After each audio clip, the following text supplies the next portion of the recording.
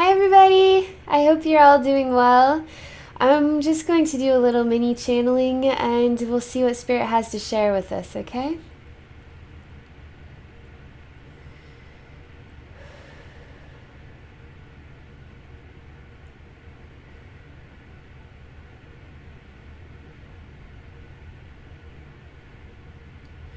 Spirit's showing me quite a few things at once. I see in where there's lots of souls standing next to each other, but they're sort of in an arch, and then there's another row, and then another row, then another row, and I'm sort of standing here at the front, and I'm igniting light in all of the souls.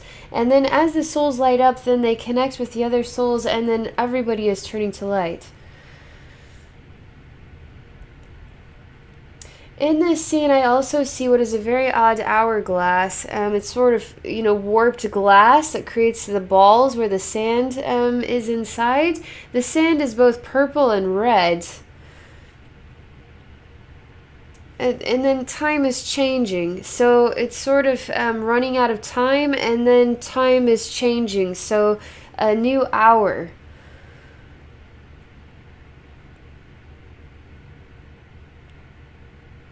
It's a sort of a darker echo associated with the hourglass change, as it's also evaporating into the scene of the gift and the sharing of love and connectedness. Is replacing our present time. Because there really is no darkness. There only is pain and suffering that we cannot let go of, that manifests anger, hatred, and fear. And not being able to let go of that pain is what continues that experience. But Spirit is saying that time is changing, it's a new hour, where love and connectedness is going to start being the focal piece, and people are going to start being ignited and supported by love. And to feel their souls coming to light, coming to life, coming to light as well. All simultaneously happening in connectedness and oneness of each other. Are we really separate individual souls, or are we all part of the same light, right? We are all in this together. We are all part of the same light. And that's why I do not choose to stand up at the front. I choose to merge with every single one of you. And so we all need to choose to merge with each other, support each other, and acknowledge we are all soulmates of each other. There's not just one soulmate. There's not just 100 soulmates. There's not just one twin flame, so to speak. We are all in oneness with each other. We are all in love with each other.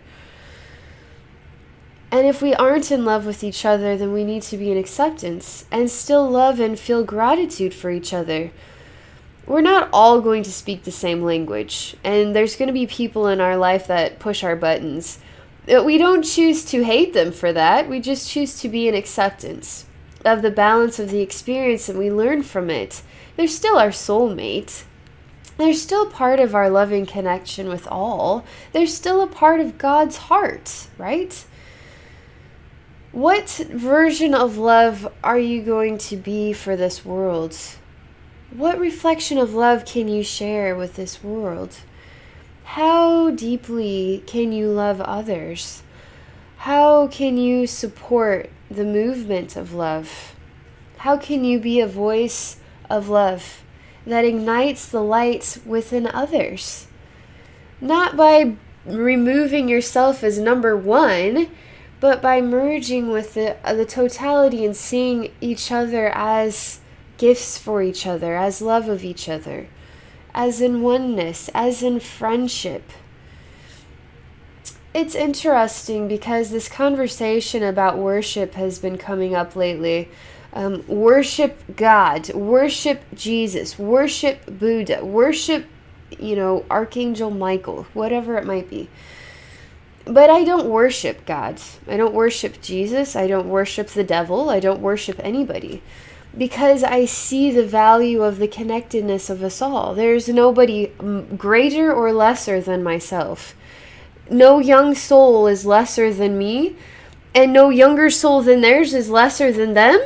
No old soul is more powerful or important than I am, so to speak. We are all necessary.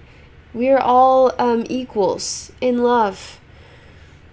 I can't do this thing without you. You can't do this thing without the sun. We can't do this thing without the earth. We can't do this thing without the atoms and the air particles. We can't do this thing without the insects. We can't do this thing without every single thing here, without every single one of us. So we have to not worship just one, just somebody who's super awesome, just God, just Jesus, worship just this awesome person.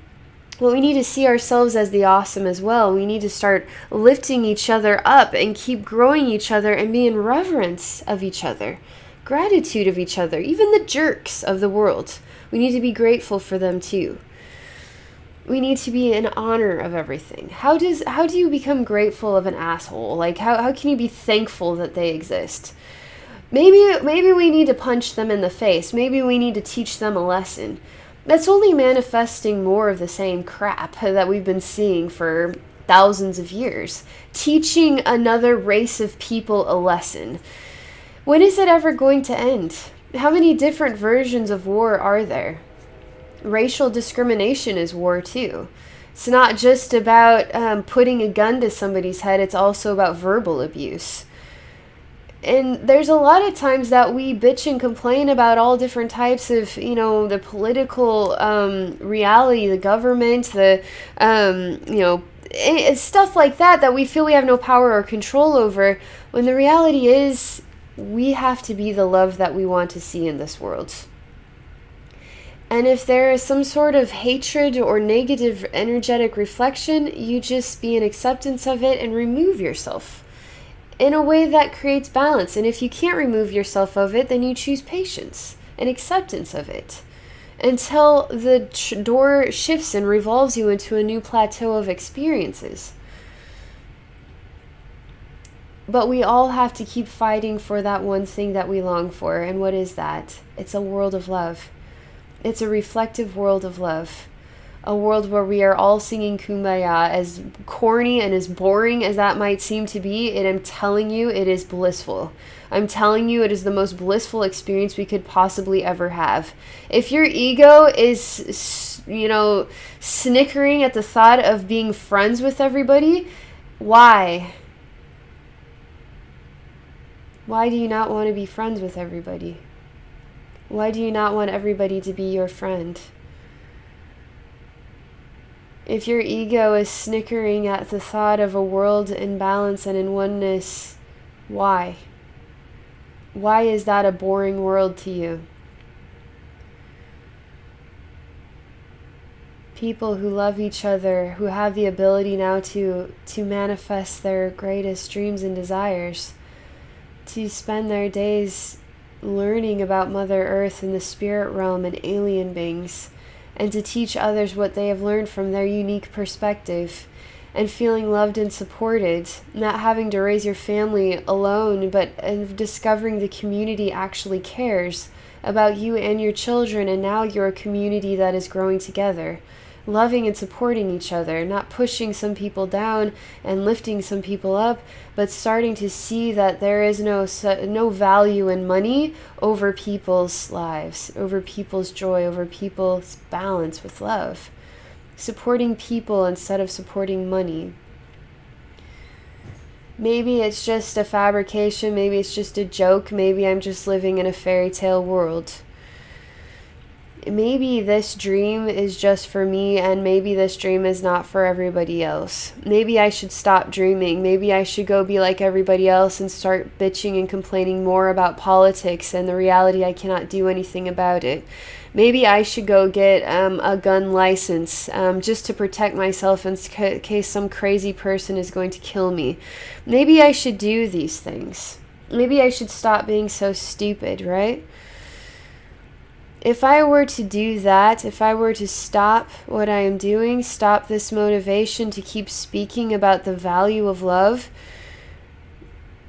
then one more person in this world has been removed from a potential movement to transform everything. I will not stop speaking about love. will not stop inspiring people to see that they are powerful. And they are more powerful the more in tune with love they are, the more they open their eyes to their feelings and their emotions, the more they open their eyes to this world, the more they open their eyes to the bigger reality of things. And the value of letting go of the need to just keep looking at the little insignificant details that make up life.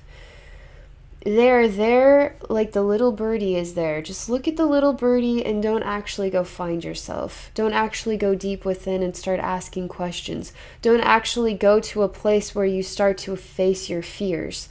Because whatever you are afraid of, make sure to keep that there and keep ignoring it and saying, la la la la la, I don't know anything about that fear. I'm not going to face that fear. I don't know what that fear is for you. That fear is a lot of different things. I mean, that fear makes up all different types of realities for people, and people aren't just living in a hunky-dory world. Some people are really living through massive life struggles that have been going on for years of their life, and they don't have a clue how to get out of it.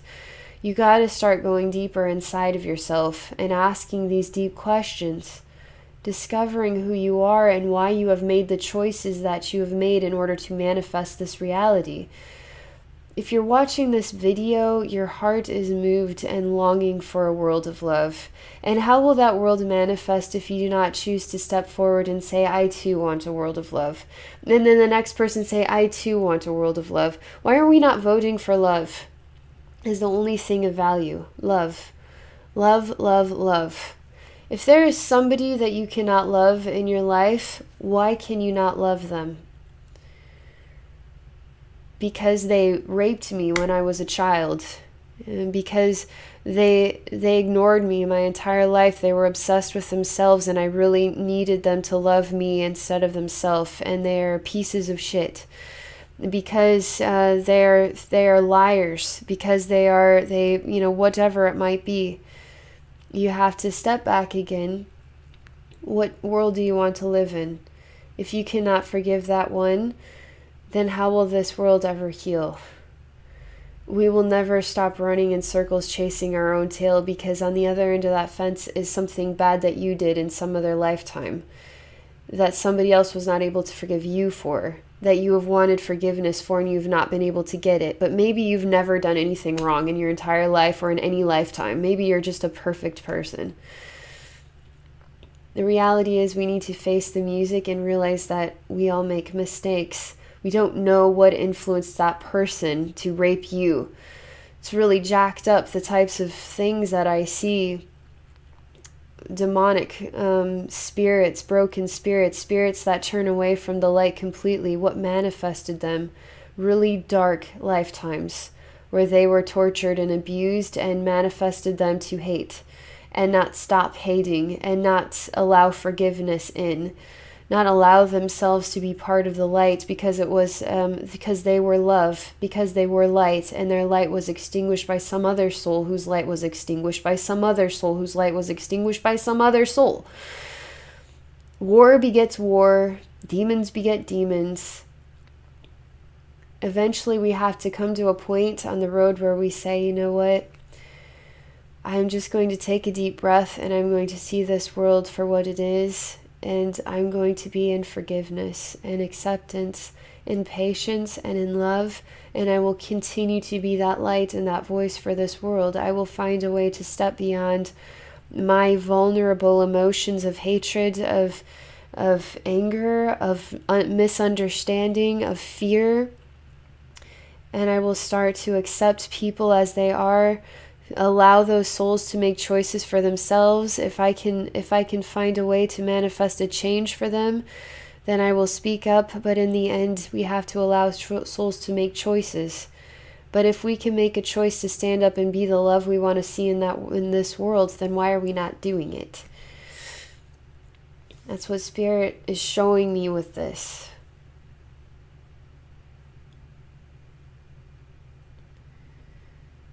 And just taking a pause to see if there's anything else.